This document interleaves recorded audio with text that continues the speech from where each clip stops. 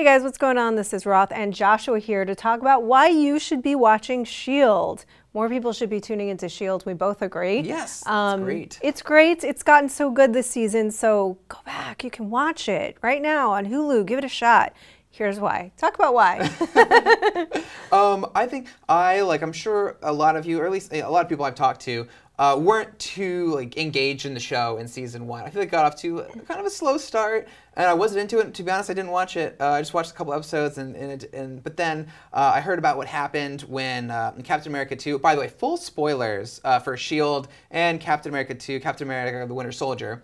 But in Captain America: The Winter Soldier, Hydra is revealed to have infiltrated S.H.I.E.L.D., and when that happens in the show, it's reflected in the show, it turns into this awesome, Hydra versus S.H.I.E.L.D., spy versus spy, sabotage and backstabbing and betrayals and all these really cool twists. And the show has this tension to it now, so you cannot wait to see what happens next. And they've carried that strongly into season 2. Yeah, it's really funny because Jim and I saw a very early screening of The Winter Soldier, and that was one of the things that we talked about coming out of it. Wow, what the heck is going to happen on S.H.I.E.L.D.? And very quickly it was revealed that it was going to influence it the next episode. Yeah. And it did, and you're right. And it's turned around since that point. We've said that a lot. That is definitely one of the reasons, suddenly the stakes got so much higher. Also, it makes much more sense for them to be kind of a ragtag team that can't really call in for reinforcements now, that has limited resources. That makes for interesting storytelling because there's a bigger conflict, but it also gives us a reason why there's a smaller scale on the show in the story. Completely, yeah. And Ward got so much more interesting, right? Yes, Ward ended up being Hydra. He's one of the main characters of the show, if you didn't know. And now he, even now, currently in the show, he's not working for Hydra or S.H.I.E.L.D. He's just this rogue agent. He could literally do anything. Yeah, it's funny because if you're a Joss Whedon fan, on Angel, there's a character who was on Buffy and Angel called Wesley. And Wesley took kind of a dark turn on Angel, and he became really fascinating as a character once he did. Ward is much darker than Dark Wesley was. But I find the same thing, that I'm fascinated by this character now, and the relationships that he has with the others, like with Skye, are so much more interesting.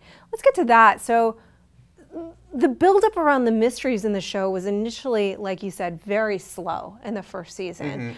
Things are moving quicker now, right? Yeah, there was the big thing going into season 2 is what does this writing on the wall mean? Coulson was having these visions and carving things into the wall, these symbols, and then by episode 6, I believe we're at, or 7, we know the answer, and now we're on sort of the next leg of the next mystery. And so I think that's really cool that they're paying off the big questions earlier, and more so than ever, it feels like it's a vital part of the Marvel cinematic universe. It's tying into all the movies, where we're getting references to things here and there, things in the next Avengers movie, and we have the guest stars like Sif from Thor, and it looks like they might be setting up the Inhumans. That's a big guess that we've had for a while. That's a guess that we have had for a long time. It looked like with Skye that maybe that was part of what was going on with her, and certainly they've had the alien DNA and their bodies are reacting to it.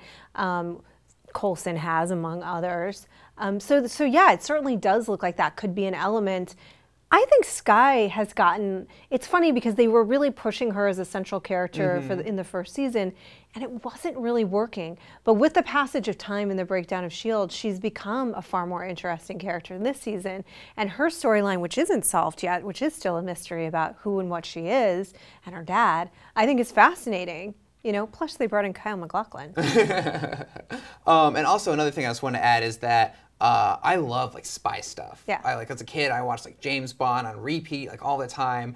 It's really cool, and that's what the show has become. And there's so much spy versus spy, sabotage stuff. I think the epitome of the show, the essence of the show was fully exploited in episode 4 of season 2, where it was Coulson and May went and infiltrated this party. And it was May versus May. That fight. Yeah, and they had the girl put on May's face with this weird electronic mask thing, and so this May versus May fight, and then someone went on the the bus, the big plane, and planted a thing that sabotaged the plane, and then there was just reveals within reveals, and it was just the most fun spy TV experience I've had since I can remember. It's so great. I love that episode too. I thought it was a lot of fun. I think that actually Eric liked that a little less than I did, but I love the May versus May fight. Yes. And I think you're right that not only is it great like spy stuff, but they're using the tech in a fun way. And I think that's probably the best example this season of that. But that's a big thing in sort of like James Bond, you know, using the tech in a fun and interesting way. And it's all very heightened and it's not real, but it's a fun fantasy to tap into. And the most important thing is that the characters are behaving in a way that we understand and feels real to us. And I think that's happening. I also think that this last episode with Ward kind of dodging and escaping them and the twist and turn with that was a great use of the spy game too. Those tropes. Yes, yes. And just one more thing is that, and this is, I want to touch on this very like gingerly, but the diversification like of the cast it's almost like a new cast in season 2, and it's one I feel a lot more interested in watching. And I don't want to you know, the first crew was just it was a bunch of white people and then like a half white half Asian girl and then like an Asian woman, and I thought that's fine, but a lot of them were like very similar, like Fitz and Simmons, like they were very similar, and it just and like Ward was a little bit bland, and there just wasn't like a lot like going on for them. But in this new season there's like 2 black characters, there's another character from another country, and then like they split up Fitz and Simmons so they become like more their own like separate characters instead of just fast talking people with accents. So it feels just more like a real all all world, like inclusive like, cast, and people who are really just scraping to get by and like clashing personalities. And I think that it's just a more interesting show like altogether because of it. Yeah, I would agree with that as well. All right, so obviously we hope that you are watching S.H.I.E.L.D. And if you are not, we hope that you have understood our reasons for watching it. Check it out, it's good. It's good. As we reference specific things from the show. We spoiled everything for you. We hope that you're watching it. If not, if you are, you should get your friends to watch it. Check it out. It's good this season. It really is. All right, guys, for all things S.H.I.E.L.D. and Marvel and more, keep it locked right here to IGN.